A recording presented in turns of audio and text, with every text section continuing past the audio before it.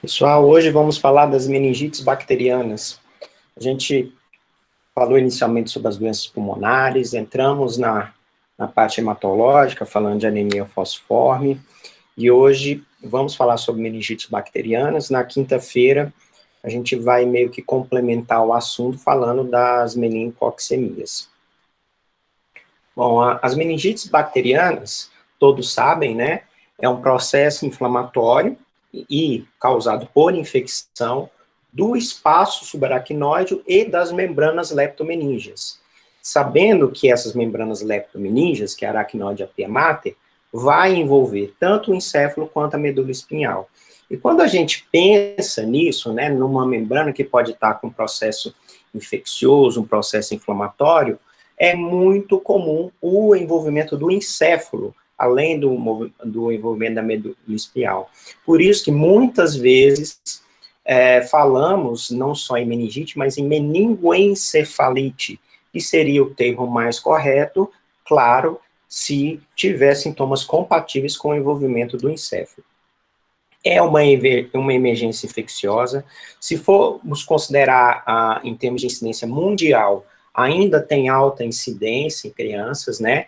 Porém, considerando que a nível de Brasil a gente tem tido uma redução significativa dos casos, a morbidade e a letalidade, uma vez presente a infecção, ela pode atingir a 100% se não houver tratamento, e aí, mais uma vez, a preocupação das pessoas que não têm um acesso fácil e rápido a um serviço de saúde.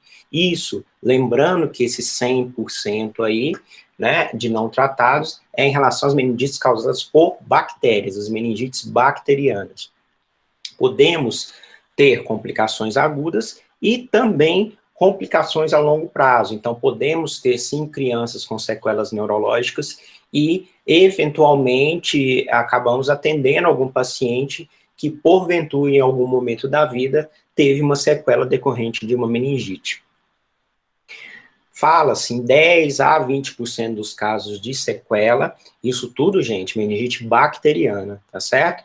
E aí se caracteriza muito, e a gente observa muito, algum grau de perda auditiva, alguma alteração do desenvolvimento, e, claro, os pacientes com paralisia cerebral e retardo mental. O que a gente observa, na maioria das vezes, que os pacientes encefalopatas, né, com paralisia cerebral, na maioria das vezes são por problemas decorrentes de periparto ou intraparto, mas também temos a parcela desses encefalopatas decorrentes de meningite.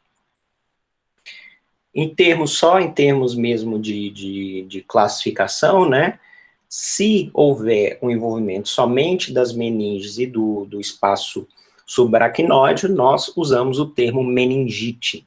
Caso haja alguma doença que envolva apenas o encéfalo, encefalite. Agora, se envolver a meninge e o encéfalo, falamos em meningoencefalite.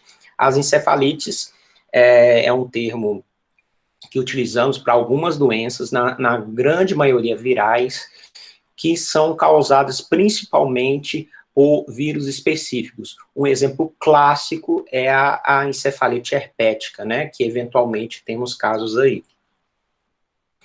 Podemos ter também pacientes que têm sinais e sintomas infecciosos, mas sinais neurológicos focais. Esse paciente que não tem alterações difusas do parênquima cerebral, somente sinais focais, deve se afastar a presença do abscesso cerebral, que é uma doença extremamente grave e com alta mortalidade.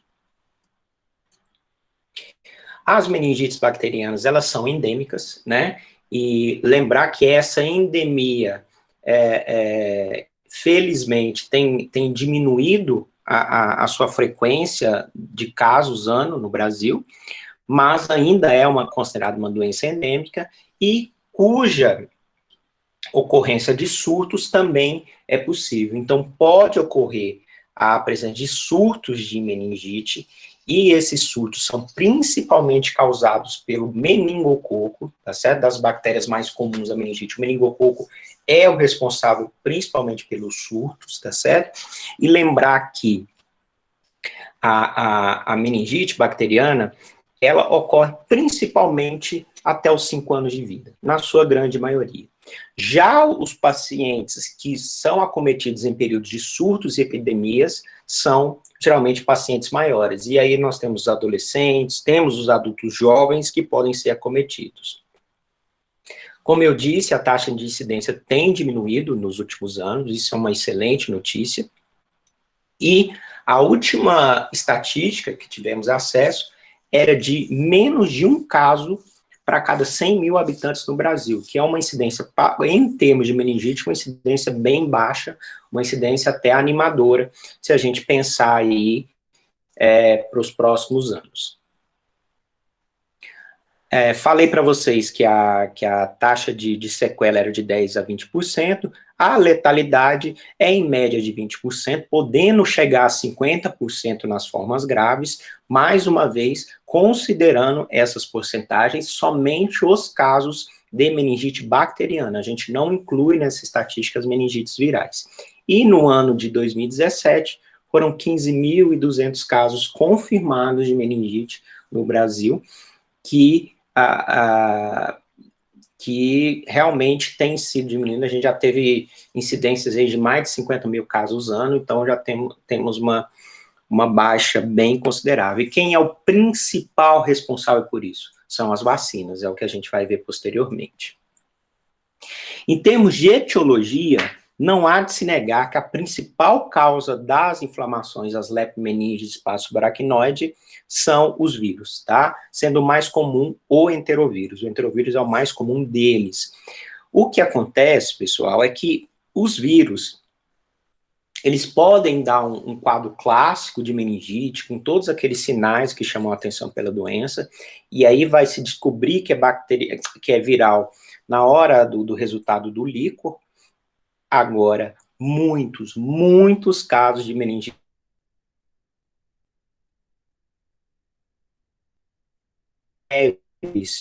e autolimitados, que no fim podem passar despercebido de ser meningite. Pode-se pensar em qualquer outra doença menos meningite. Por isso que a estatística das meningites virais não é tão exata, porque justamente pelo fato de muitos casos de meningite viral não serem diagnosticados. Então, os dados de meningite bacteriana são mais confiáveis que os dados de meningite viral. Lembrando que a meningite é uma doença de notificação compulsória, então, se os dados, as estatísticas bacterianas são bem confiáveis, mas as virais, por causa disso, não. Tá? A etiologia bacteriana é a que tem mais importância, justamente pelo seu índice de morbimortalidade. A meningite bacteriana mata muito mais que a meningite viral. Geralmente, o vírus, ele vai matar, ele vai ter uma letalidade quando ele tem uma encefalite. E aí, de novo, a encefalite herpética como um exemplo. Então, nesses casos, há uma grande mortalidade quando há um envolvimento de encéfalo. Mas nos casos de meningite, com inflamação de leptomeninges, raramente temos uma encefalite grave nos casos de vírus e portanto, com baixa mortalidade. Claro, é uma das doenças que está relacionada com o desenvolvimento socioeconômico e social, né? E aí, com a melhora desse desenvolvimento dos países, a incidência naturalmente vai diminuindo. Mas no nosso país, realmente, a vacina tem uma grande importância. Em termos de etiologia das bacterianas, os bebezinhos abaixo de 1 mês de vida têm como principais agentes os bastonetes gram-negativos, aqueles de unidade de terapia intensiva, aqueles agressivos, né? O Streptococcus agalati, a Listeria monocitógenes, o Enterococcus. Então, são bactérias de unidades hospitalares, na sua grande maioria, e com uma alta mortalidade. Então, a meningite nessa idade realmente é bem complicada, porque esses germes, eles geralmente são multiresistentes e de difícil tratamento. De 1 a 3 meses, nós continuamos a ter aqueles agentes, né, de unidades hospitalares, porém, começam a aparecer as 3 bactérias típicas mais comuns das meningites bacterianas no Brasil, que é a Neisseria meningitidis, vamos chamá-lo de meningococo a partir de agora, o Streptococcus pneumoniae, o pneumococo, né, e o Haemophilus influenza, que é o Haemophilus, tá certo? E acima de 3 meses, aquelas bactérias hospitalares somem da estatística e ficam, basicamente, o meningococo, o pneumococo e o Haemophilus, tá certo? O Haemophilus já foi, né, o primeiro lugar nessa lista aí. Hoje o meningococo tornou-se a principal causa das meningites, seguindo o pneumococo, e o Haemophilus realmente tem diminuído drasticamente os casos, e nós vamos descobrir agora. Então, vamos falar um pouquinho dos 3 principais agentes de meningites encontrados no Brasil. Então, o Haemophilus influenza. O Haemophilus influenza, ele é um cocobacilo gram-negativo, e aí qual a importância da gente diferenciar o gram desses pacientes? Justamente porque no exame do líquor tem o exame do gram. E aí o gram ele sai na hora, a cultura vai demorar um pouco para sair. Então, o fato de se reconhecer pelo gram, a bactéria já ajuda muito no início do tratamento, tá certo? Então, o Haemophilus, ele tem algumas formas invasivas, e essas formas invasivas são as que provocam as doenças mais graves, e em geral, no geral, as formas invasivas de doenças mais graves do Haemophilus, e aí vamos incluir as meningites, né, são determinadas pelas cepas capsulares do tipo B. Então, quando a gente vê a sigla, né, H maiúsculo, I minúsculo, B maiúsculo, H e B, nós estamos falando do Haemophilus influenza tipo B, que é o capsular, tá certo? É o Haemophilus que provoca meningite, tá certo? Por que que eu falo isso? Porque as cepas não capsulares, elas podem provocar doença invasiva, sim, mas com uma tendência de gravidade menor. Então, são as formas não capsulares que estão lá nas otites, nas sinusites e nas pneumonias. Então, as formas não capsulares são envolvidas nas etiologias de infecções respiratórias. Por isso, pessoal, que uma dessas formas vai induzir imunidade adquirida, que são as cepas não capsulares, e outro só vai desenvolver imunidade após vacinação, que são as cepas capsulares. Por isso que existe vacina para meningite por Haemophilus, mas não para a meningite por Haemophilus influenza B, mas não para a meningite por Haemophilus não capsulares, porque aqui há uma imunidade adquirida à medida que se aumenta a idade, tá certo? Então, a diferença, aquele Haemophilus daquela aula de pneumonia é o Haemophilus não capsular. Agora, o Haemophilus da meningite é o capsular, tá certo? É o tipo B. Aí, até aproveitei para colocar no slide o símbolo, né, que se é comum vocês verem nos textos, né, que é o HIV, né? Então, a infecção pelo Haemophilus influenza capsular tipo B é mais frequente entre crianças até os 3 anos de idade, tá certo? Sendo rara após os 5 anos. O que acontece? Por que que acontece isso, né? Porque após essa fase, a vacinação para o Haemophilus influenza B já está completa, tá certo? E sua incidência diminuiu consideravelmente após a introdução da vacina. Então, pessoal, a vacina tornou essa meningite até relativamente rara. Essa meningite, ela meio que sumiu dos prontos-socorros. E isso, claro, é uma boa notícia, e na verdade, na minha opinião, o principal responsável pela queda na incidência de meningite no Brasil. É justamente essa questão da vacina. Ano passado, nós tivemos um caso de meningite que internou lá na enfermaria de pediatria do HRT, e o colega da infectologia estava de férias, então os dias que eu estava escalado lá, eu também estava passando a infectologia. E aí, a criança estava lá tratando, era um bebezinho, acho que tinha 1 ano e 2 meses, alguma coisa relativa a isso. E qual a nossa surpresa, cresceu na cultura Haemophilus. E virou meio que uma atração na enfermaria, porque há quanto tempo que a gente não tinha visto uma meningite por hemófilos, né? Então todo mundo, uai, hemófilos, mas como assim? Como assim hemófilos e tal? E aí fomos verificar, né? A criança não tinha a vacinação, não tinha feito a vacinação para hemófilos. Então foi um exemplo clássico de que a vacina realmente estava atuando em prol, em benefício da diminuição considerável da meningite pelo hemófilos, tá certo? Então, apresento-lhes o hemófilos, né? O hemófilos, ele é um cocobacilo gram-negativo, então os gram-negativos, eles têm essa... apontador aqui. Eles têm essa cor mais roseada para roxa, né? Meio arroxeada, meio rósea, né? Você vê assim que ela forma-se um bacilo, né? Uma forma meio elíptica e com dois pontinhos mais escurinhos, que são os cocos, né? Então ele vira um cocobacilo e por essa coloração de gram, ele é um cocobacilo gram negativo, tá certo? Nós vamos ver as diferenças a partir de agora. Além do hemófilos, nós temos a Neisseria meningititis. Ah, mas eu já ouvi falar em Neisseria. É um termo uma palavra estrangeira, né? Então, pode-se falar o abrasileirado, que é Neisseria, mas pode falar o termo correto, que é Neisseria. Os dois são aceitos no colóquio da medicina, tá certo? Já a Neisseria, ele é um gram negativo, mas ele é um diplococo. Então, vocês vão ver ali na foto a diferença entre o coco-bacilo com o diplococo, os dois gram-negativos.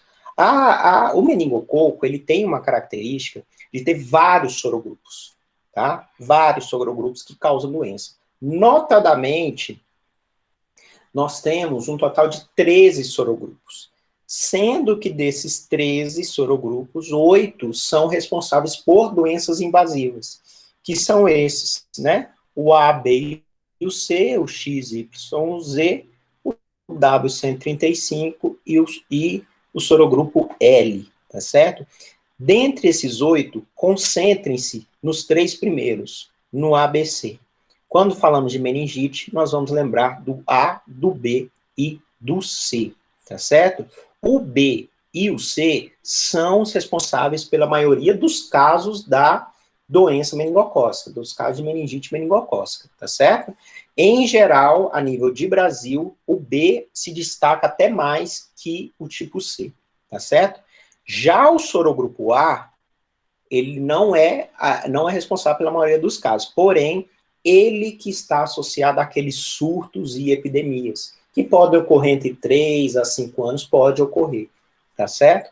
Então, quando observa-se um aumento brusco do número de casos em uma região, ou seja, em um estado, por exemplo, considerando um surto, lembre-se do A. Se for um país inteiro, lembre-se do A. Uma epidemia no Brasil, lembre-se do A, tá certo?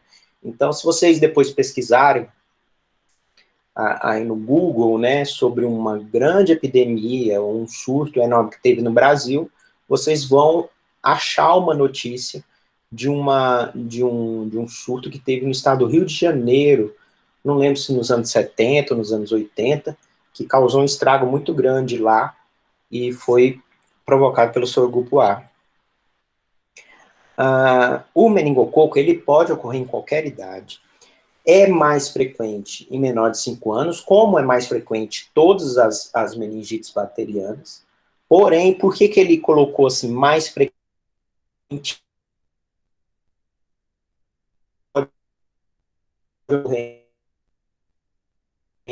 em qualquer idade?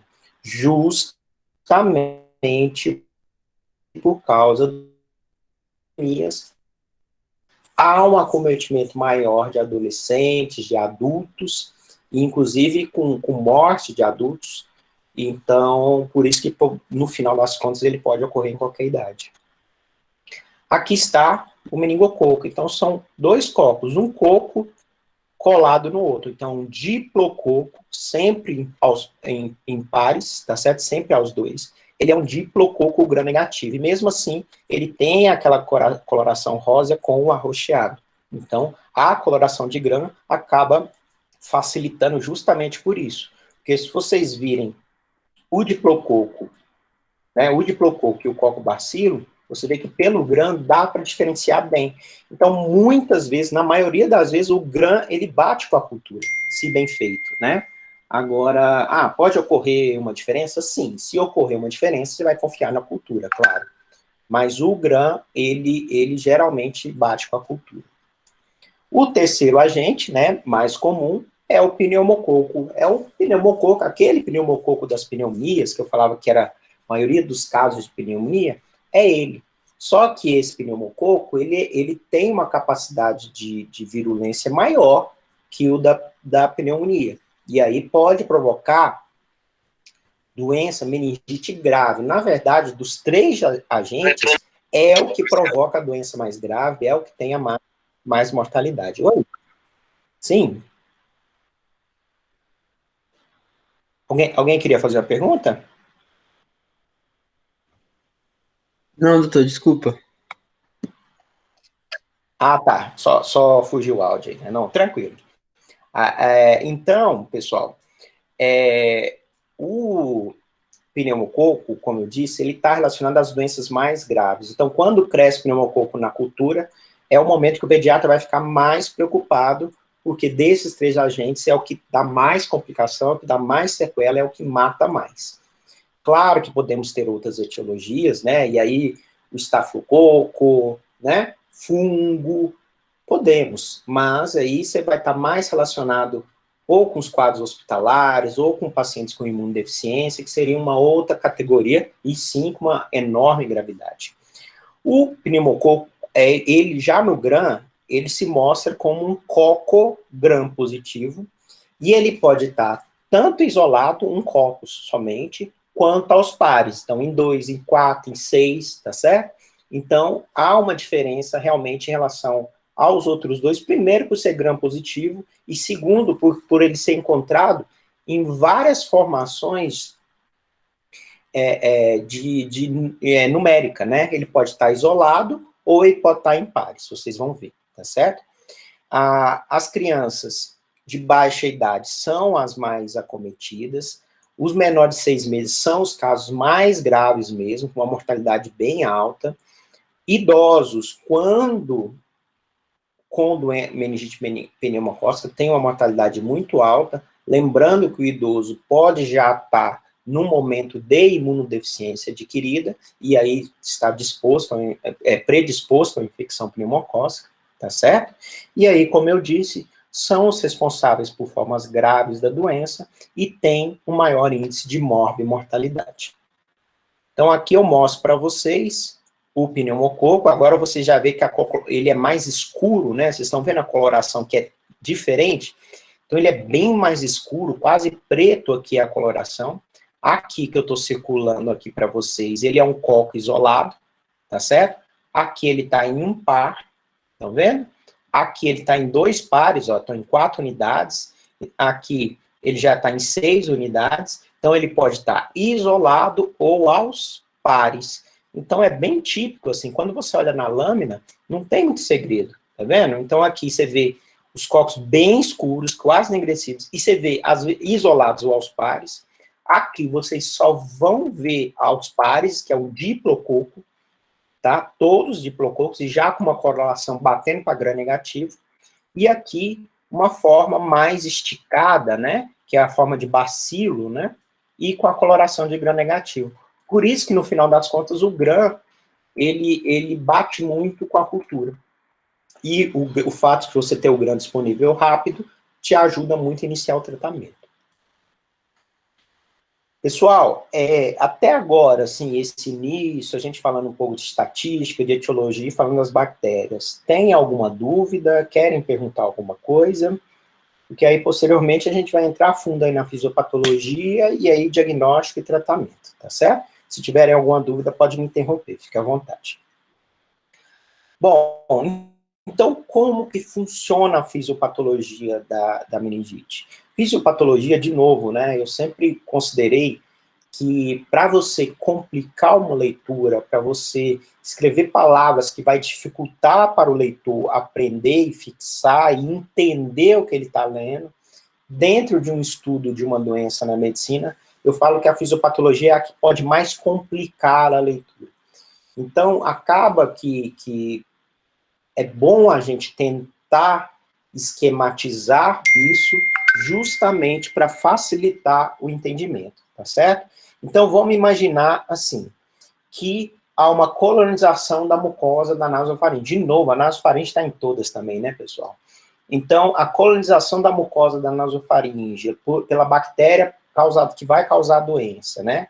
Aí ele fala, eventualmente pode ser a partir de um foco de infecção contíguo ao sistema nervoso central.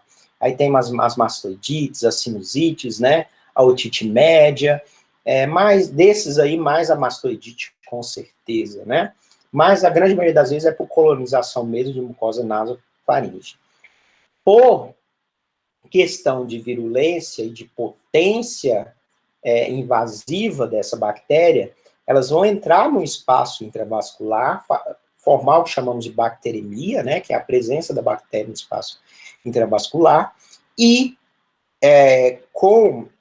devido às suas propriedades, eles vão vencer as barreiras do hospedeiro.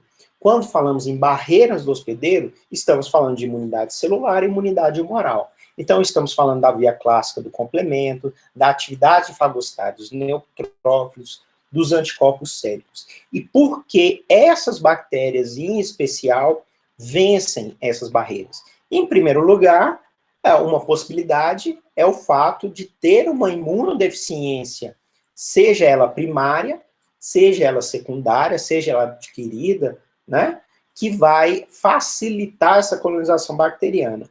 E, por outro lado, pela potência invasiva, pela virulência da bactéria. E aí, essa virulência, ela vai se dar principalmente pela presença da cápsula de polissacáride. Então, por isso que o hemófilos que faz a doença é a que tem a cápsula, tá certo?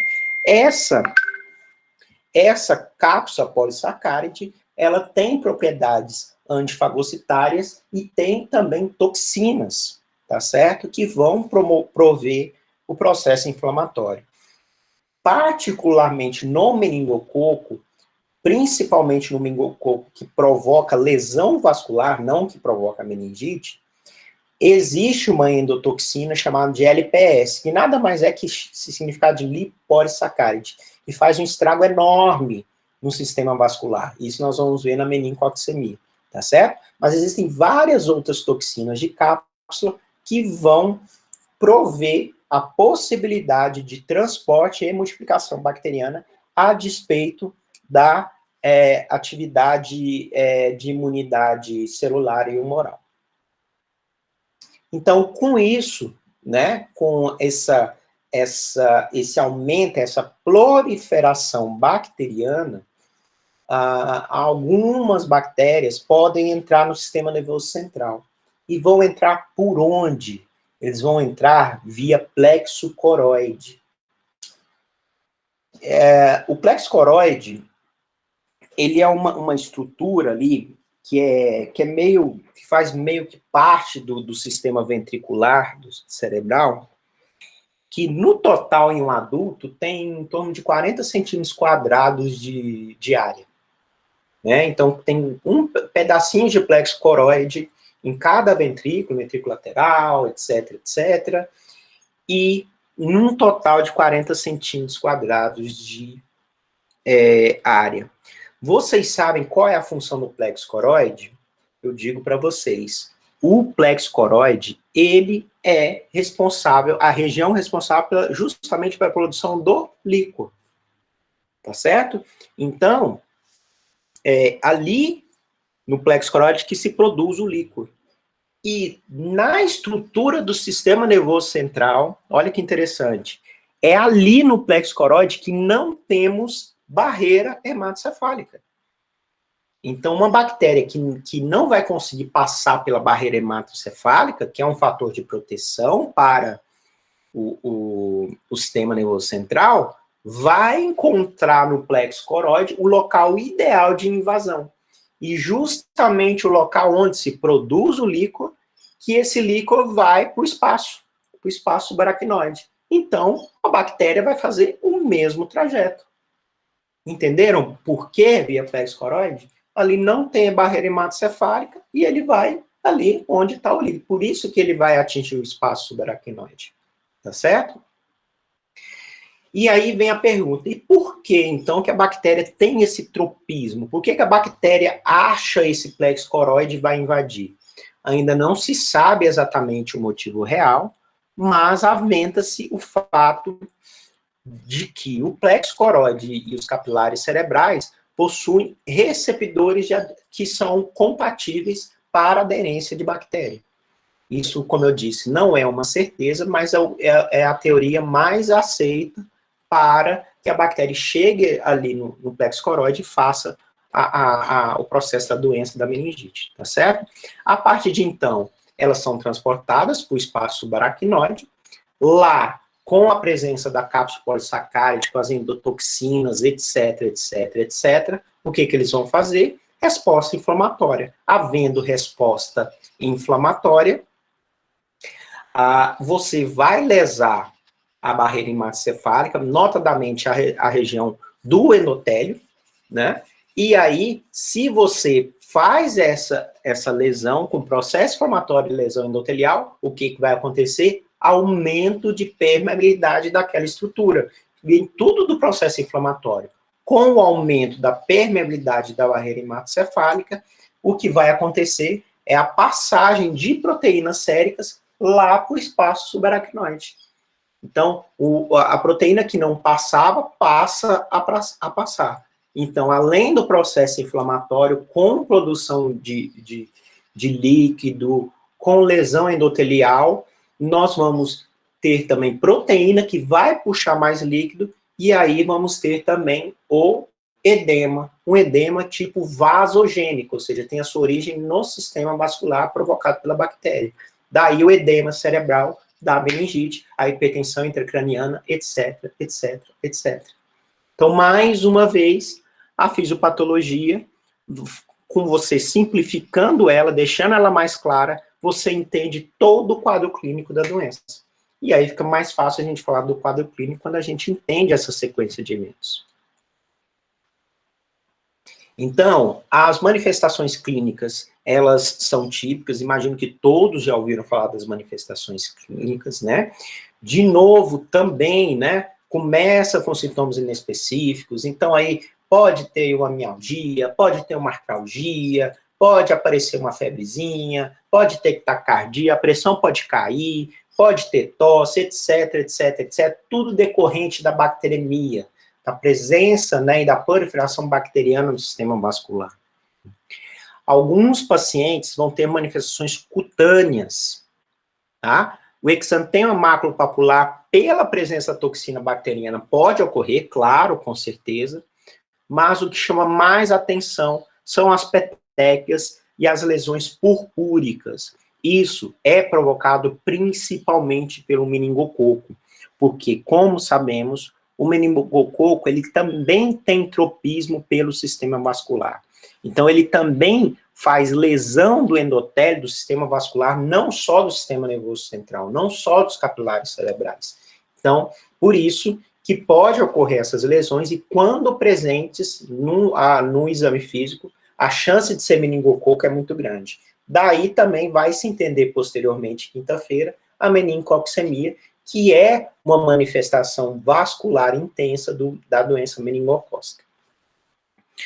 Os lactentes têm aquele quadro inespecífico, né? Então é um bebezinho que está com febre, que está muito irritado, né? Num quadro mais grave, ele já vai estar letárgico e hipoativo. É um bebê que recusa a alimentação.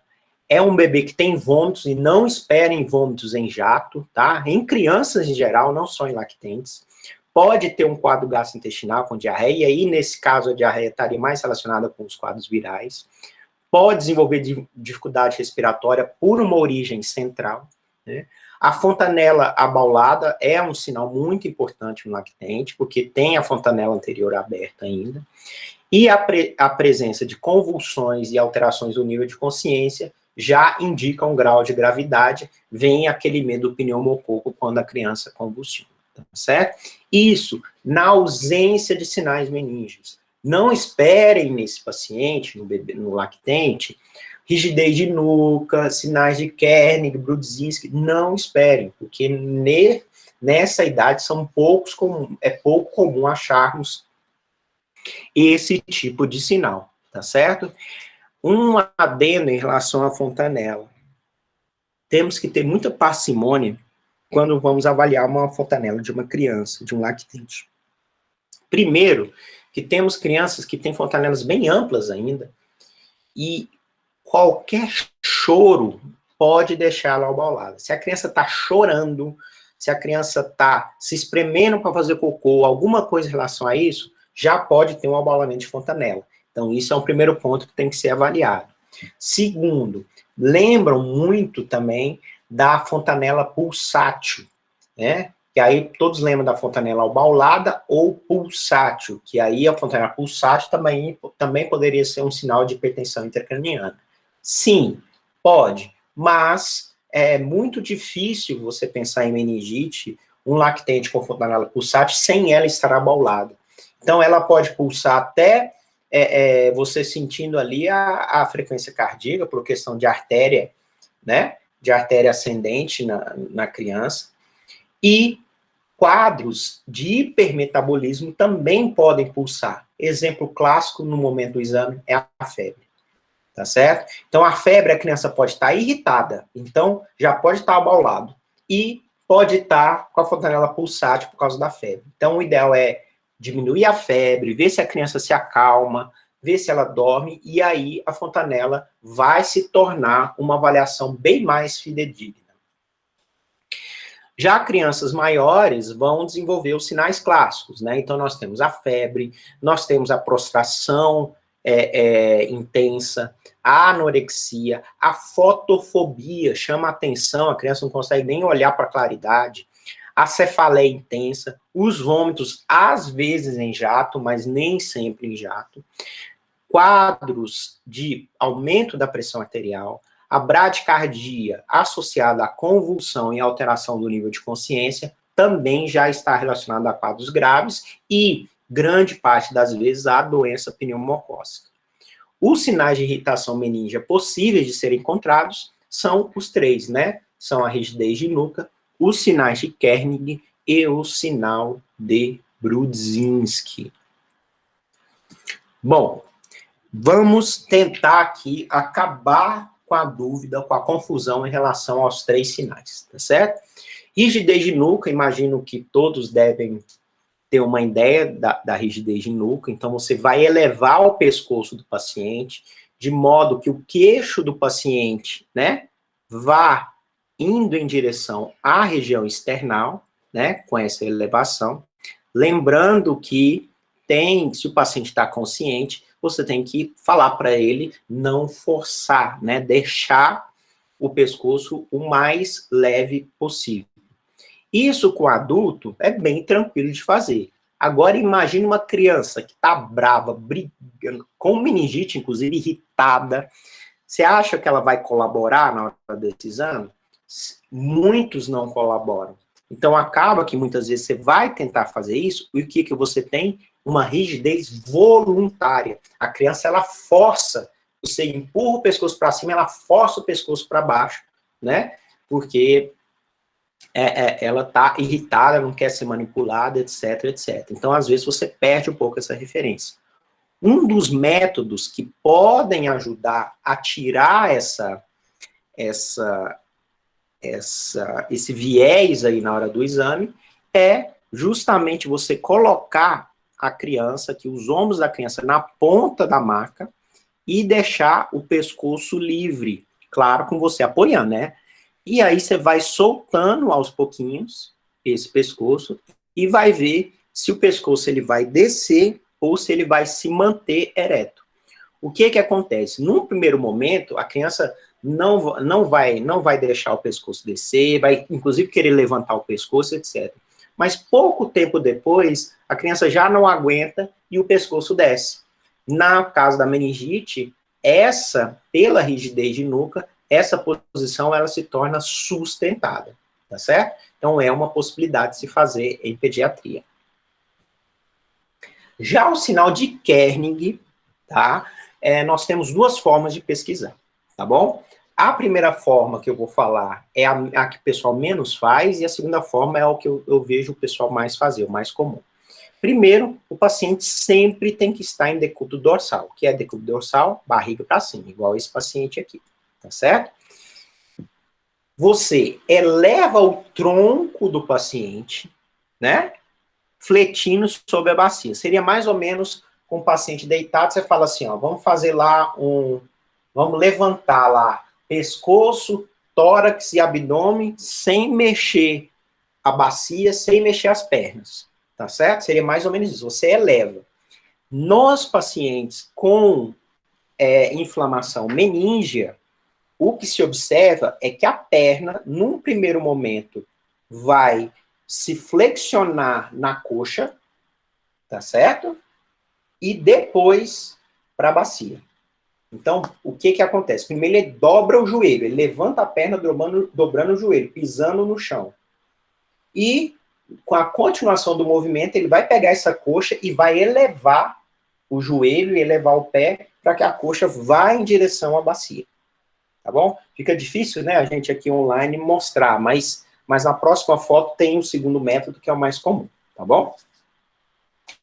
Já a segunda forma de se fazer, se faz ao contrário, se faz com a manipulação do membro inferior, tá certo? Primeiro, vocês vão elevar a coxa. Então, vocês puxam a coxa, dobrando o joelho. Neste ponto, a criança aguenta, porque você dobrou o joelho. Agora, no momento que você estender a perna, aí vai doer, as leptomeninges vão incomodar e ele eleva o pescoço. Tá certo? Tá aqui, ó. Então, mais ou menos para mostrar para vocês. Então, primeiro, eu vou elevar a coxa. No momento que eu elevo a coxa, eu elevo com o joelho dobrado, tá certo? Porque eu fazendo mais ou menos assim, essa elevação em 90 graus. Eu dobro o joelho e jogo a coxa para cá. Aí a criança não vai ter, porque eu não vou forçar tanto a leptomeninge. Só que depois, o que eu vou fazer? Eu vou estender a perna, eu vou empurrar o joelho e vou estender aqui no calcanhar para que a perna fique totalmente estendida. Isso com a coxa plegada na bacia. Nesse ponto, aí não tem jeito. Aí a pessoa vai e eleva o pescoço. Uma dica é vocês jogarem Kernig Brudzinski no YouTube. Tem vários vídeos aí de colegas fazendo demonstrações, tá? Demonstrações aí, textos curtos, vídeos curtos, depois vocês podem dar uma olhadinha, que é bem legal, assim, porque eles botam uma pessoa, um aluno, alguém que sabe fazer, então eles fazem um teste bem legal, tá certo? Então esse é o sinal de Kernig, tá bom? Já o sinal de Brudzinski, vocês vão elevar o pescoço, a cabeça, o pescoço do paciente, como se fosse fazer aquele exame de rigidez de nuca. Como se vocês fossem testar a rigidez de nuca. Tá certo? Sabe o que vai acontecer? Ele vai elevar a perna. Ele vai apoiar a perna com o pé no chão, ou seja, ele vai fletir o joelho. E à medida que você for puxando, ele vai jogando cada vez mais a coxa para a bacia. Então, à medida que você for empurrando aqui, inicialmente ele vai dobrar o joelho e vai pisar no chão e vai cada vez mais pegando a coxa e indo em direção à bacia. Tá certo? Então, dá uma ideia que o Brudzinski é mais ou menos o contrário do Kernig, né? Porque o Kernig, no final das contas, vocês vão ter uma elevação do pescoço, né? Uma elevação da cabeça. E no Brudzinski, eu vou mexer na cabeça e vou ter a elevação do membro inferior. Tá bom? Ah, doutor, mas então os dois têm o mesmo objetivo? Sim, os dois têm o mesmo objetivo, determinar processo inflamatório de leptomeningite. Ah, mas por que então, por que fazer os dois tal? Porque é um exame que muitas vezes não é positivo, mesmo em pacientes com meningite. Então, se fizer os dois, e tiver um dos positivos, a chance de ser meningite é bem maior, tá certo? O problema é que cai na prova assim, qual é o Kerner e qual é o Brudzinski. Então, acaba que é bom vocês saberem essa diferença. Aqui, em termos de prova, não é. Bom, ficou alguma dúvida em relação a esses dois sinais? Beleza, então depois vocês procurem algum vídeo no YouTube, tem vários, N vídeos lá, que é bem interessante, aí só para vocês verem meio que na prática, né? Fazendo uma coisa mais dinâmica, né? Bom, vimos ali o quadro clínico, vimos os sinais meníngeos pesquisados, né? Agora vamos para o laboratório. Quando falamos em laboratório, lembramos de cara do exame do líquido, certo? O exame do líquido ele é fundamental para o diagnóstico, é o exame mais importante a ser feito para a suspeita de meningite, tá certo? Lembrar que temos aqueles pacientes com sintomas inespecíficos, e aí vamos destacar os lactentes com sintomas inespecíficos. Então, temos que saber também quando puncionar um lactente que não tem o quadro clássico. Então, pessoal, digo a vocês, lactente que esteja com febre, com irritação extrema, que nem o peito resolve, nem a mamadeira resolve, tá certo? E que não acalma com nada, mesmo com você abaixando a febre. Ou que ele esteja muito letárgico, num quadro febril, vocês têm que funcionar. É diagnóstico diferencial. Agora, se o bebê está com febre e convulsionou, não tem conversa. É igual a punção. Até porque tem chance de ser meningite pneumocócica, que é muito grave. Tá certo? Então, a indicação máxima de punção em lactente é febre mais convulsão. Tá bom? E outros casos são febre mais alterações importantes do estado geral da criança. Com esse líquor, eu vou obter resultados de celularidade, ou seja, citometria, ou seja, quantidade de células, e citologia, quais células. Vou ter uma bioquímica, principalmente proteína e glicose. Vou ter o GRAM, lembra do GRAM, né? Aquelas fotos lá do meningococo, pneumococo e hemófilos. E vou ter material para encaminhar para o LACEN, para o Laboratório Central, para mostrar a cultura.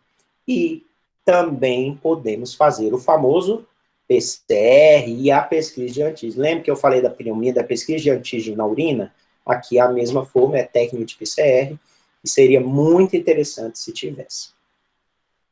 Ao contrário das hemoculturas lá da pneumonia, que eu falei para vocês, que infelizmente não eram tão boas na positividade, as culturas de líquor, sim, são positivas na grande maioria dos casos. Isso é um bom sinal. Geralmente, com até 3 dias, o LACEN nos informa o resultado da cultura. O que vai atrapalhar a cultura? O uso de antibiótico prévio. Se você usar algum antibiótico antes da coleta do líquor.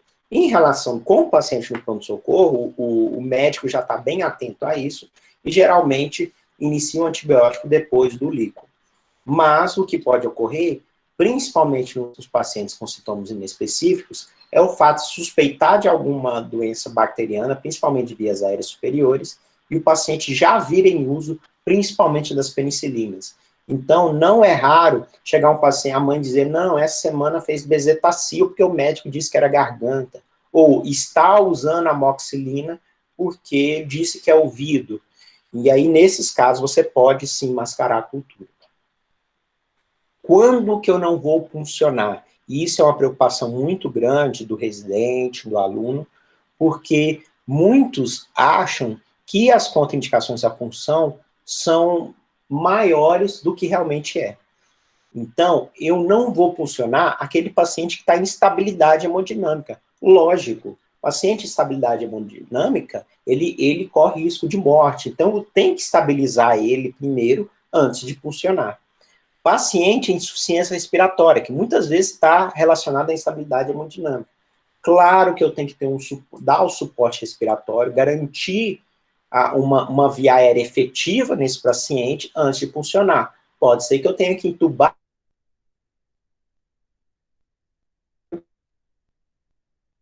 antes de puncionar. E sinais de hipertensão grave.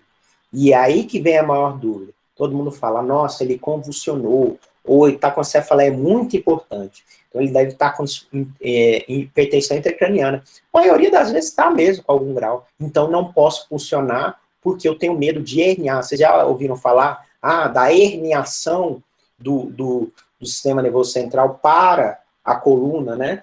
E aí, se tem herniação, é morte, né? É igual a morte, 100% dos casos. Mas, pessoal, esse risco de herniação é somente nos casos de hipertensão grave. Quando que eu vou ter hipertensão intracraniana grave? É convulsões reentrantes de difícil controle.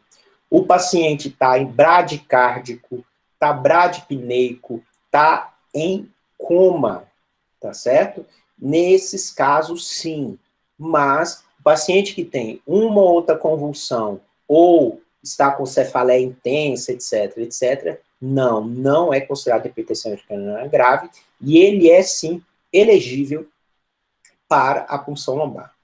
Se, por um acaso, vocês estiverem preocupados e na dúvida se a hipertensão é grave ou não, vocês podem fazer uma dose de manitol, né? O manitol, ele desidrata o sistema nervoso central, que é uma beleza, então tira muito daquele líquido, e depois do manitol, fazer a punção. Lembrar que o manitol você vai correr em torno de 30 minutos, então você já perde 30 minutos aí do seu tratamento.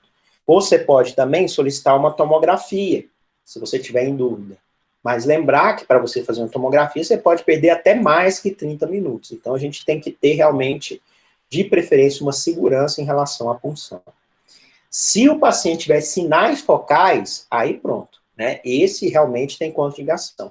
Então, se ele estiver tendo convulsões focais, se ele estiver tendo uma pitose palpebral ou uma cegueira unilateral, né? Então, se ele estiver localizando com tiques, sem ter convulsão tônica generalizada, a suspeita é de um abscesso cerebral, né? Ter coleção purulenta em certa região do cérebro. E aí, nesse caso, não se indica a mesma punção, se indica a tomografia, tá certo? Outra preocupação de quem vai puncionar é falar assim, nossa, e se eu pegar um vaso, tiver um acidente de punção, em vez de pegar o líquido, eu pegar o vaso, e esse paciente tiver uma plaquetopenia e uma alteração da coagulação. Repito para vocês, o meningococo, principalmente, pode ter essas alterações vasculares. Então, no meningococo é possível que eu tenha alguma alteração da coagulação e uma plaquetopenia. Nesses casos, pessoal, a contraindicação é relativa. O que é isso? Esse paciente pode ser puncionado. E se houver acidente de punção, você faz um curativo compressivo e deixa lá. Agora, se o paciente estiver cheio de púrpura, tiver com, a gente chama de lagos de sangue na pele, aí você vê que essa alteração da coagulação ela é muito grave. E aí sim não se recomenda. Portanto, não está indicado, tá? Não realização de punção lombar simplesmente por plaquetopenia e pequena alteração da coagulação. Vocês podem. Tô com medo, tal. Faz uma vitamina K lá, entendeu? E faz a punção. É o risco-benefício, tá certo? Então, quando falamos em citometria e bioquímica, celularidade e bioquímica do líquor, né? Nós temos que saber, claro, os valores normais desse líquor. Então, em neonatos, que é uma faixa etária em que se funciona muito, né? Porque infecção em neonato, meningite sempre é suspeita, é normal acharmos até 30 leucócitos por milímetro cúbico do líquor, e até 150 miligramas de proteínas, que é um valor alto, mas que, como a barreira hematocefálica do neonato é bem mais permeável, a gente pode ter mesmo sendo normal, tá certo? Já após o período neonatal, ou seja, após o primeiro mês de vida, esses valores eles se modificam completamente. Então, pode-se encontrar até 5 leucócitos apenas. E na maioria, né, linfócitos. Não quer dizer que se eu tivesse 5 leucócitos no líquor, 4 seriam linfócitos, né, e 1 seria polimorfo nuclear. As proteínas caem para uma porcentagem de 20 até 45 miligramas por 100 ml. Então, se eu tiver uma meningite, com o aumento da permeabilidade da barreira hematocefálica, é claro que a proteína vai aumentar. E tem uma regrinha. A glicose do líquor é em torno de 2/3 ou 75% dos valores da glicemia sérica. Então, você tem uma glicose do líquor, você vê a glicemia sérica do paciente, né? No momento da coleta do líquor, você já pede uma glicose sérica. E aí você compara. Então, a glicose do líquor tem que ser 2/3 da glicose, ou seja, tem que ser 75% da glicose sérica. 75% são 3/4, né? Então, vocês veem um texto falando em 2/3, outro em 3/4, tá? Então, vamos falar de 65% a 75% dos valores de glicemia sérica. A cor, o líquor, ele não é só transparente, ele é água de rocha, que é a água mais limpa e transparente que existe, tá certo? Então, ela é uma água totalmente transparente, tá certo? No líquor, pela presença do processo inflamatório, né? O líquor, ele geralmente é turvo. As células, claro que vão aumentar muito, e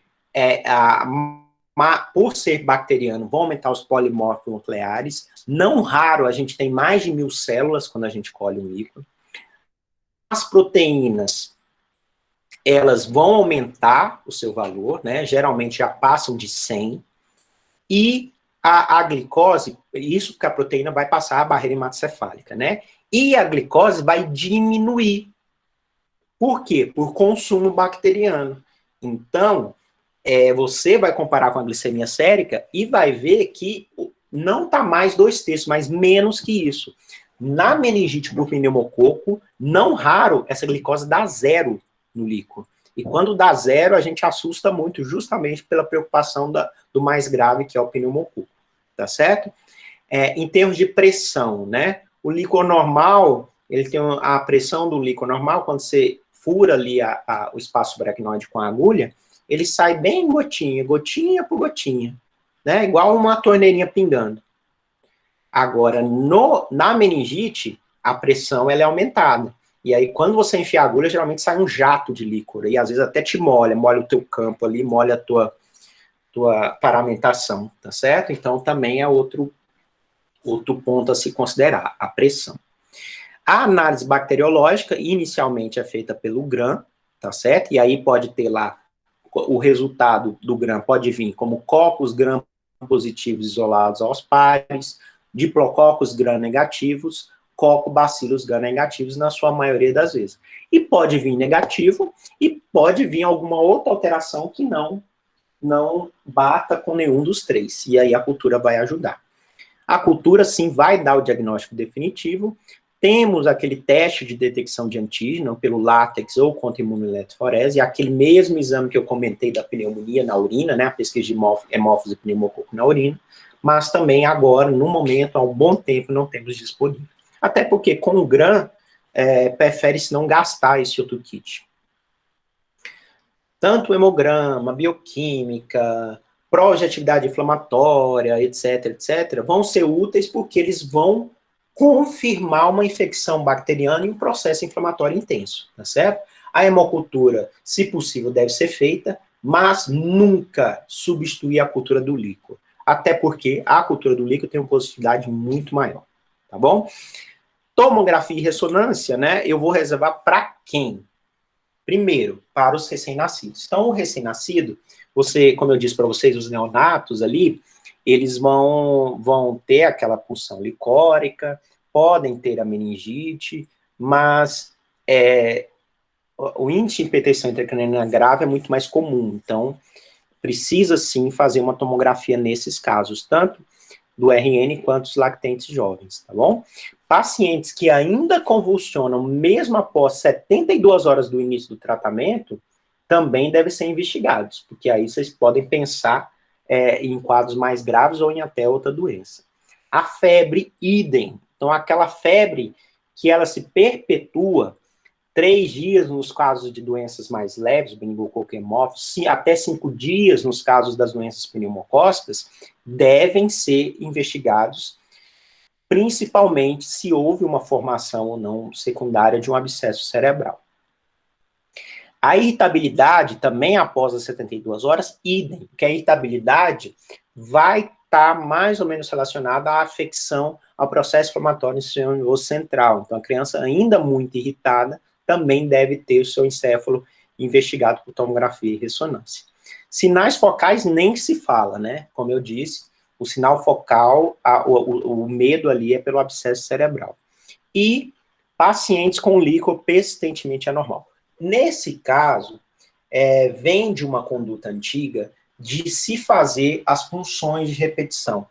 Então, antigamente se recomendava a punção lobar, né, para a época do diagnóstico, punção lobar após 72 horas do início do tratamento e punção lobar ao final do tratamento, isso se tudo ocorrer bem.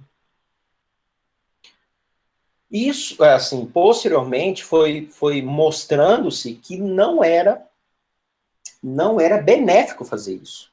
A clínica, ela me dizia muito mais do que ficar puncionando. E puncionar é um procedimento invasivo, você pode fazer muitas punções no mesmo local e proceder à entrada de bactérias da pele, então pode provocar até uma segunda onda de infecção bacteriana. Então, hoje não se faz mais punção de repetição, se faz no início para o diagnóstico, e se o paciente evoluir bem com o tratamento, então esse paciente não vai ser mais puncionado, tá certo? Os que vão ser puncionados posteriormente são os que não estão evoluindo bem. Então, aquele paciente que eu pedi para fazer tomografia ou ressonância, fatalmente vai também repetir a punção lombar. Claro, interessante a gente também saber a técnica da punção lombar, né? Como a gente não está aí na nossa atividade prática ainda, vale a pena a gente falar um pouco da teoria, do esqueminha de como vamos funcionar o paciente. Isso é uma angústia de muitos médicos, né? De você fazer o curso de medicina, às vezes fazer uma residência médica e falar, putz, não consigo fazer punção, não estou conseguindo. E hoje, cada vez mais complicado isso. Por quê? Porque a quantidade de pacientes com meningite diminuiu drasticamente, né? No início da nossa reunião a gente falou sobre isso. Então, está cada vez menos, está tendo cada vez menos oportunidade de realizar a punção lombar. E aí que aumenta mais a angústia. Então, primeiro, nós temos que saber como posicionar esse paciente, tá certo? Então, o paciente, ele está em decúbito lateral ou estará sentado, tá certo? Crianças maiores, adultos jovens, etc., podem ficar sentados, se eles forem colaborativos. Já em pediatria, a grande maioria das vezes, a gente vai funcionar com o paciente em decúbito lateral, tá certo? Além disso, os joelhos e pernas, e do outro lado, o pescoço, eles devem permanecer flexionados, ou seja, em posição fetal, né? Aqui não dá dando para ver, mas basicamente esse braço segurando as pernas e os joelhos aqui, né? Então, aquela famosa posição fetal, né? Quando seu time, né? Aqueles time ruim, né? Tipo o Cruzeiro lá, que tá na Série B, perde um jogo, até que é azul, né? Então é torcedor do Cruzeiro mesmo. Então, Cruzeiro perde, o cara vai, deita no chão e fica em posição fetal, tá certo? Isso, para o adulto e para a criança colaborativa, é beleza. Mas pensem em fazer isso, essa posição, para uma criança que não colabora, uma criança que está irritada. É dificílimo, tá? É muito difícil. Então, tem que ter uma pessoa que vai fazer a contenção, que vai puxar o tronco aqui deste lado e a parte inferior da bacia de cá, de forma que essa criança fique em posição fetal. O que observamos, pessoal, é que muitos fazem de forma errada. Então, você vê assim, o cara pegando o pescoço do menino, aí dobra só a cabeça do menino, e aqui fica reto. Aqui vai pegar, pega aqui no bumbum, tenta puxar, daqui a pouco só puxa as pernas, e aqui ficou retinho.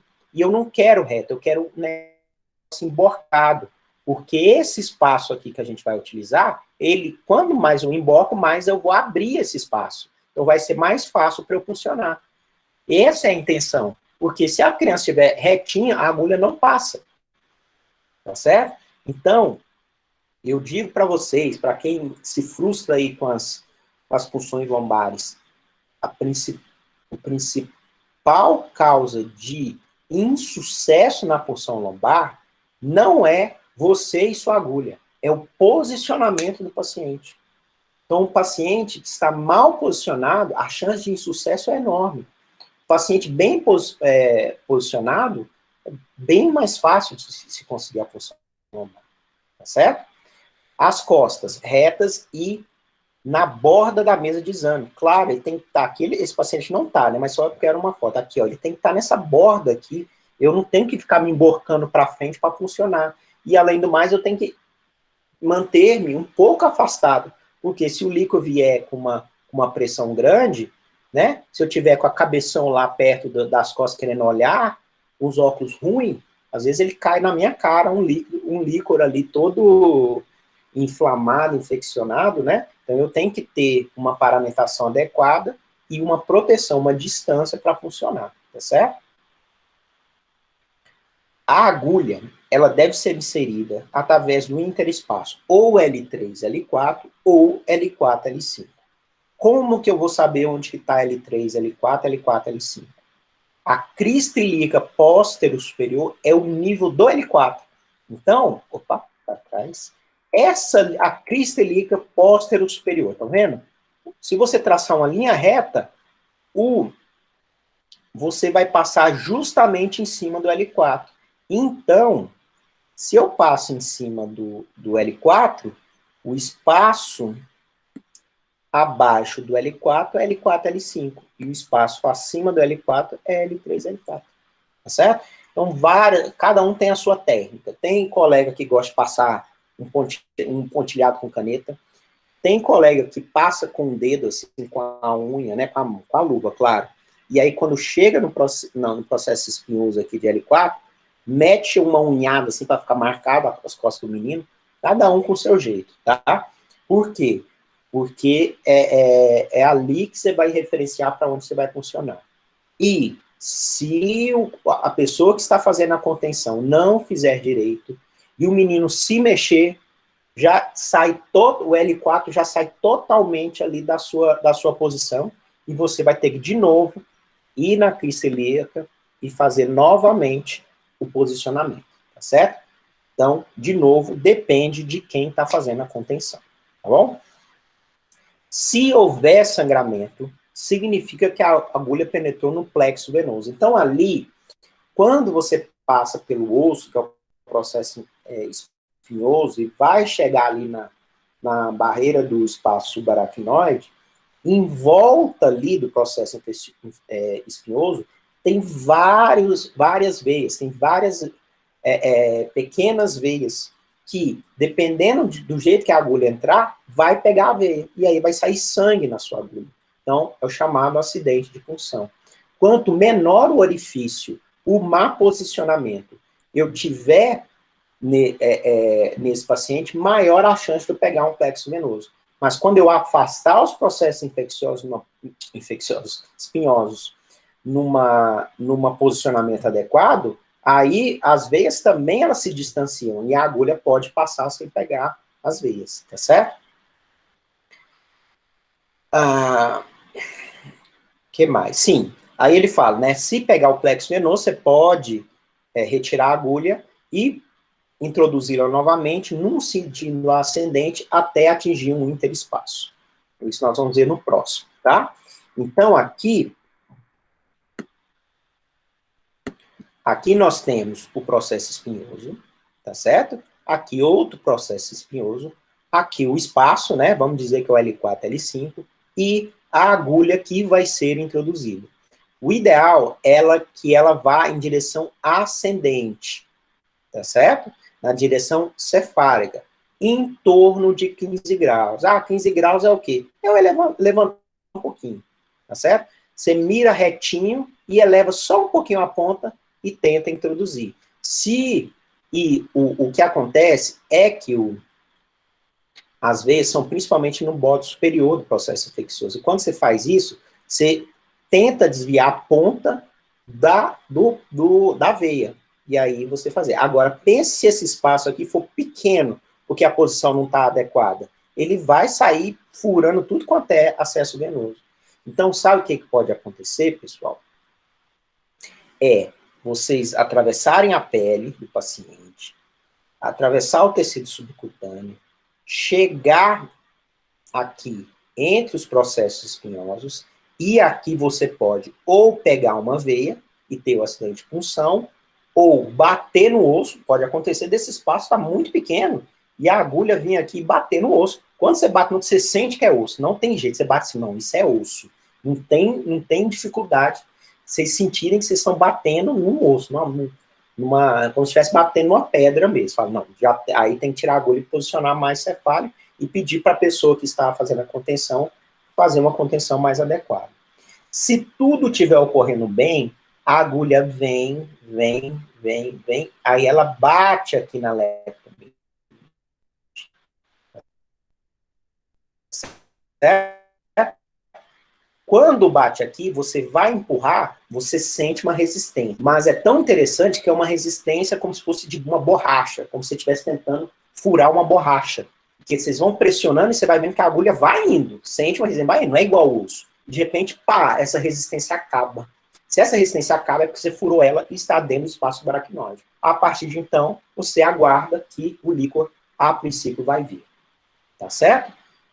Fácil, né? Quando a gente fala assim, mostra, né? Mas claro que não é tão fácil, a prática é muito melhor do que a gente está olhando. Mas vocês, eu vou falar assim, não, eu vou fazer uma punção lombar, e vocês pegarem, principalmente, um slide desse e essas duas fotos aqui, e terem as do lado e na hora de fazer a punção, claro que vai facilitar mais, tá certo? Pessoal, ficou alguma dúvida em relação à técnica de punção lombar? Vocês tinham aprendido de uma forma diferente, alguma coisa assim? Ou já tinham aprendido dessa forma ou não conheciam essa forma? A gente tinha aprendido dessa forma, doutor. Foi claro que eu acho que agora a explicação foi um pouco mais detalhada, né? Com imagens e tal. Mas sempre que falavam pra gente, falavam pra fazer dessa forma mesmo. Medir pela espina posterior superior e tal. Beleza. Infelizmente, né, é um procedimento que às vezes vocês não vão ter oportunidade, como eu disse, dependendo se estamos tendo casos ou não de meningite. Se vocês rodar em algum momento aí, eu imagino que na residência médica vocês tenham até uma oportunidade maior que na própria internato. Porque na residência, se vocês decidirem fazer uma clínica médica, uma pediatria, ou fazer UTI, um R4, alguma coisa assim, com certeza vocês vão estar craques nesse procedimento. Bom, então, depois de falarmos aí do diagnóstico, agora vamos entrar na questão do tratamento, certo? A antibiótico terapia não é indicada antes da punção lombar, porém, deve-se iniciar imediatamente após a punção lombar, tá certo? A terapia, a princípio da meningite, é uma terapia empírica. Por que é empírica? Porque a cultura demora até 3 dias para ficar pronta. Porém, todavia, entretanto, o GRAM, ele, depois que você entrega o líquido lá no laboratório, e é um exame que não dá para você esperar o laboratório vir buscar, você está ali no campo, colheu, já pede para alguém já levar direto para o laboratório, no máximo, estourando em 1 hora, você já tem a citologia, tem a bioquímica e tem o GRAM. Então, Na maioria das vezes você faz uma dose ali, mas depois já meio que direciona o tratamento, tá certo? E 3 dias depois você vai ver se vai ser necessário você trocar ou não o tratamento, tá bom? Quando falamos em tratamento empírico, nós temos por obrigação cobrir tanto o pneumococo quanto o meningococo, pois são os agentes mais comuns. Meningococo em primeiro lugar, pneumococo em segundo lugar e mais grave, tá certo? Hoje já não se indica mais a cobertura inicial para hemófilos, por exemplo, justamente por essa questão que eu falei da vacina. Então, crianças até 3 meses de vida, nós temos que fazer a ampicilina, tá certo? Na dose de 300 miligramas quilo dia de 6 em 6 horas, que vai pegar muito bem o meningococo. Acontece que nessa idade a ampicilina não pega tão bem o pneumococo. Então, se recomenda uma segunda medicação antipneumocócica, que é a cefalosporina de terceira geração. E aí nós temos a ceftriaxona, famosa, né, 100 miligramas quilo dia, 1 a 2 vezes ao dia, e temos também a cefotaxima, na dose de 300 miligramas quilo dia, EV de 6 6 horas. Se vocês olharem, lerem nos livros, a maioria dos serviços usam a ceftriaxona, por ser, inclusive, a cefalosporina de terceira geração mais difundida, com resultados excelentes para várias doenças, inclusive para meningite e pneumonias, tá certo? E aí a gente viu na aula de IVAS também, né, que ela também está ali no rol de terapêutica. Mas, assim, o HMIB, pelo que eu me lembro da última vez, o HMIB também usa ceftriaxona, tá? Em nosso serviço, na nossa rotina, a ceftaxima acaba sendo como primeira escolha, mas muitos colegas no pronto-socorro iniciam a ceftriaxona e a gente acaba usando. E a justificativa para o uso da ceftaxima é que é uma cefalosporina de terceira geração, que tem uma excelente cobertura para os gram-negativos e para gram-positivos, como o pneumococo, e passa muito fácil pela barreira hematoencefálica, tá certo? E é possível você usar grandes doses altas. A ceftaxima eu posso usar até 12 gramas por dia. A ceftriaxona até 4 gramas por dia, tá certo? Claro que isso permite eu fazer a ceftaxima o triplo da dose da ceftriaxona, tá certo? Então, a ceftaxima para meningite, ela é excelente, porque a disponibilidade do sistema nervoso central é imensa. Porém, ela não é boa, por exemplo, para pneumonia, para as IVAs bacterianas. Por quê? Porque eu perco muita medicação para a passagem pela barreira hematocefálica. Então, a biodisponibilidade pulmonar, por exemplo, não é tão alta.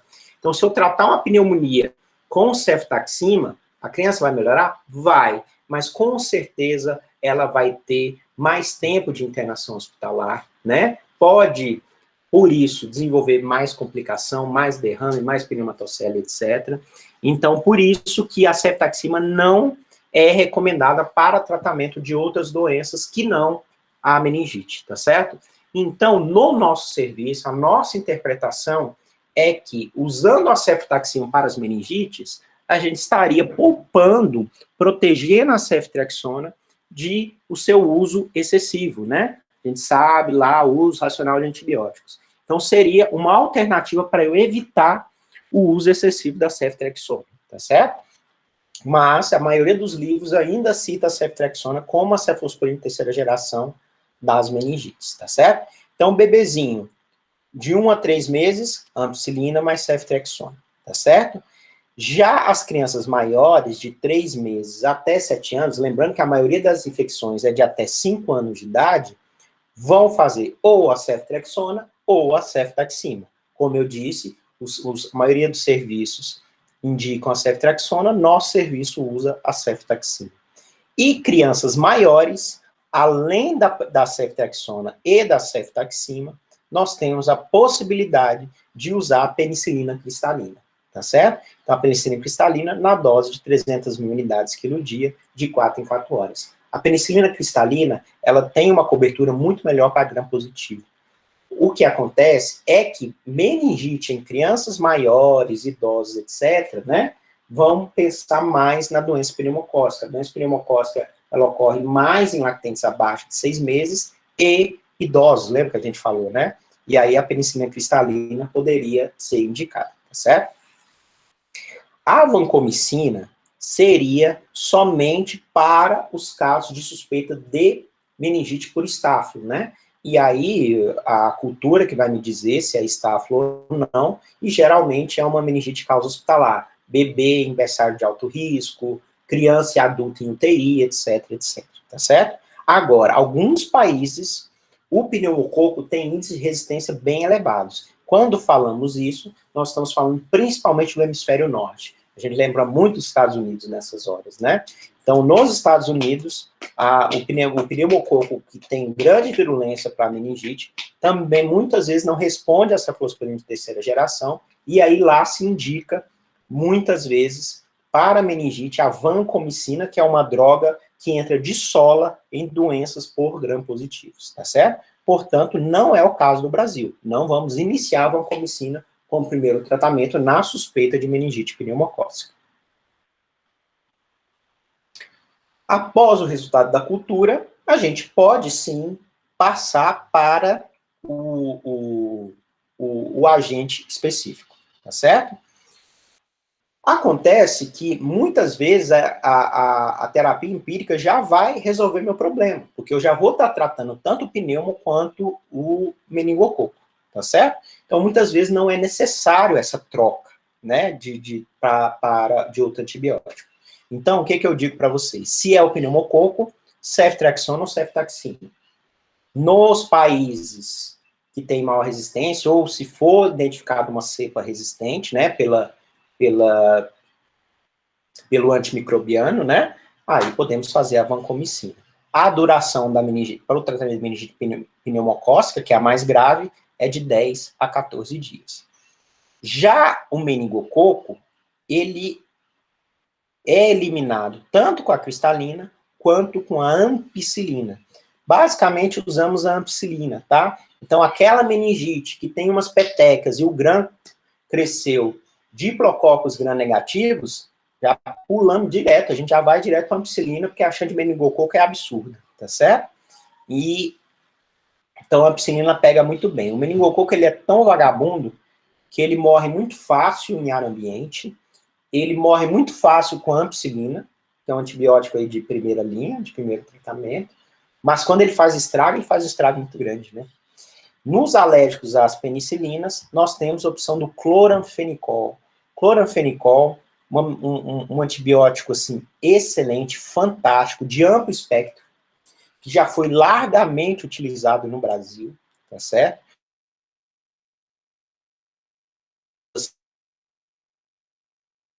Excepcionais, porém, foi caindo em desuso pelo seu efeito colateral mais temido, que é você provocar uma aplasia de medula, que é transitória e dependente do medicamento.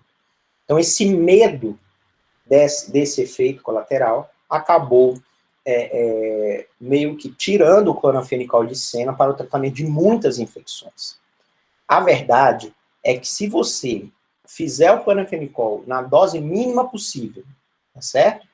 Num tempo de tratamento mínimo possível, a chance de alteração medular é muito pequena, tá certo? Então, nossos pacientes tivemos, numa época, assim, nos antigamente, tratávamos muito pneumonia por hemófilos com tratamento com cloranfenicol, fazia cloranfenicol venoso e, para caso, cloranfenicol oral. E usavam sempre a dose mínima e usavam no máximo 14 dias. A resposta terapêutica era fantástica, nossa, era muito boa. E a questão da aplasia de medula, praticamente não tínhamos. Mas meio que caiu desuso, meio que saiu da secretaria, parece que está voltando aí, eu acho, parece que o Bruno, lá no HMIB, tem usado, inclusive, o cloranfenicol para tratar meningite meningocócica. Então, estamos voltando aí, os colegas voltando a usar, isso é uma boa notícia, tá certo? Mas, pensando no meningococo, eu não preciso tratar 14 dias, 7 dias é suficiente, tá certo? Já o hemófilos influenza tipo B, ele pode ser usado tanto com o tratamento do meningococo, com ampicilina, com clonfenicol, quanto com a ceftriaxona ou a ceftaxina, tá certo? Então, o hemófilo pode usar qualquer um dos três. E a duração do tratamento varia de 7 a 10 dias.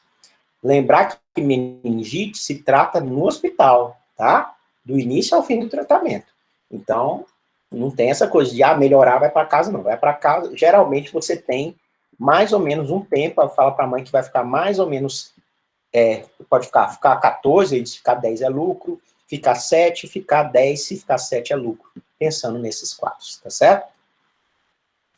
Como terapia adjuvante, nós temos a dexametasona como um corticoide de baixa potência. O uso do corticoide na meningite ainda é alvo de controvérsia.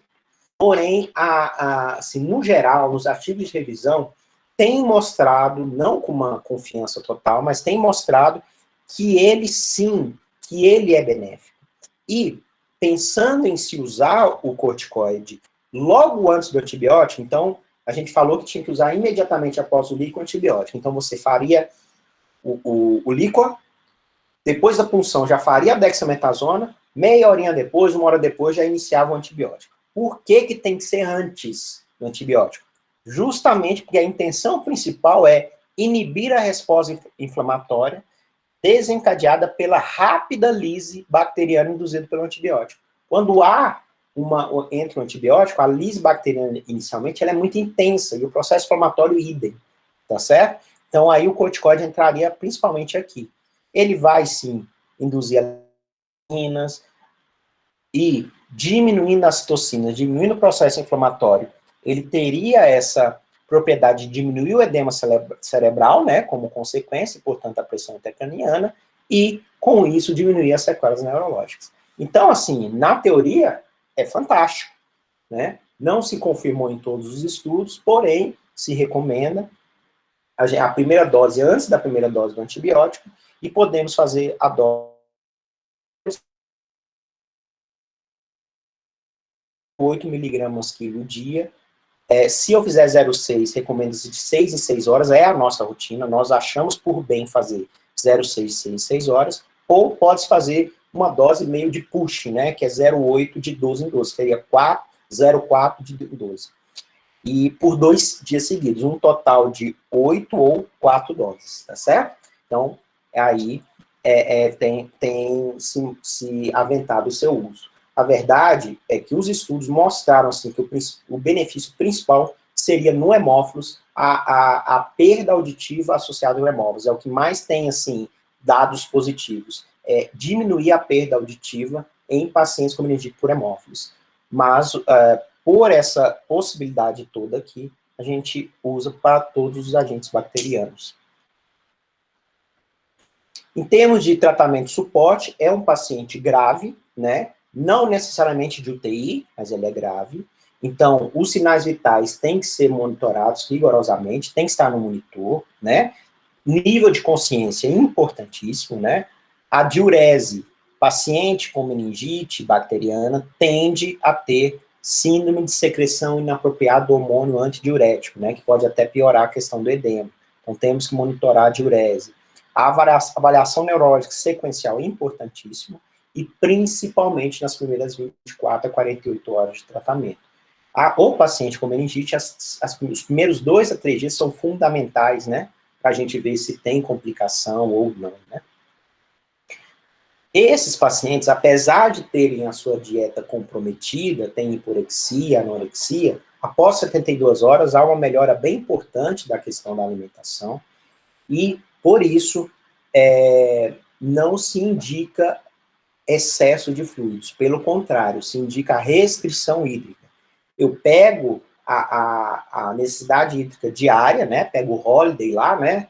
Aqueles volumes do Holiday, e faço 2/3 das necessidades basais. Então, eu faço ali em torno de 70% do que o paciente deveria receber de líquido de hidratação de manutenção. Por quê? Porque a questão da síndrome de secreção inapropriada do hormônio antidiurético. Se eu começar a botar o líquido e ter a síndrome de secreção inapropriada do hormônio diurético, vai ter reabsorção desse líquido e piora do edema cerebral, tá certo? Então, é indicada a restrição hídrica. Bom, o paciente com meningite, ele, até por comodidade e pelo fato de todos os pacientes, as mães e pais de enfermaria sabem que tem uma meningite internada, todos sabem, né? É incrível, né? A notícia corre rápido. O ideal é você manter em isolamento durante todo o período de tratamento. Se não for possível, após 24 horas de tratamento antibiótico, teoricamente ele já não vai mais ter risco de transmissão. Porém, como eu disse, se possível, manter isolado durante todo o período. Em termos de complicações, a efusão subdural, né? Ele está no espaço subaracnoide. Para ir para o espaço subdural, 10 a 30% dos casos podem provocar isso. E a efusão subdural é uma das principais causas de febre persistente após 5 dias, né, no caso do pneumococo, né, e o pneumococo é danado para fazer isso. Essa manutenção de febre pode também ser por infecção secundária. E se for infecção secundária, ela é hospitalar, o paciente está internado, e ela pode ser bacteriana ou viral. Pode ocorrer também tromboflebite. Pode ocorrer reação às medicações. Isso, na verdade, a vancomicina daria mais que os outros, né? Inflamação de pericárdio, pericardite. Pode ter artrite e o paciente pode estar em sepse. Então, a gente pode ter vários fenômenos inflamatórios, síndrome inflamatória e síndrome infecciosa, secundário àquele processo primário da meningite que pode prolongar a febre, tá certo? Quando falamos em prognóstico desfavorável, lembramos sempre do pneumococo, principalmente nos lactentes jovens, nos lactentes abaixo de 6 meses de vida, tá certo? Ou naqueles pacientes que têm mais de 3 dias de convulsão, mesmo com o tratamento. Isso piora muito o prognóstico. Paciente em coma, lógico, é um paciente que realmente tem uma mortalidade aumentada, e os sinais focais, de novo, né, a terceira vez que eu falo dos sinais vocais, porque é um risco do paciente para abscesso cerebral, tá certo? Lembrar, pessoal, que a meningite bacteriana é a principal causa de desordem de desenvolvimento com paralisia cerebral e retardo mental de causa pós-natal, tá bom? Lembra que eu falei para vocês que as causas periparto e intraparto ainda são as principais causas de paralisia cerebral e retardo mental. Mas de causa pós-natal é a meningite bacteriana. De novo, essas picuinhas, né? Vai que um louco aí resolve cobrar isso em alguma questão de marcar X de concurso, né? Só para vocês terem essa ideia, tá certo? Quimioprofilaxia. Então, dessas 3 bactérias principais, 2 se beneficiam com a quimioprofilaxia. Ou seja, por ser uma doença de notificação compulsória, em se sabendo que há uma meningite meningocócica ou uma meningite por hemófilos, o sistema de vigilância epidemiológica vai procurar a família, vai fazer a busca ativa de casos para quimioprofilaxia.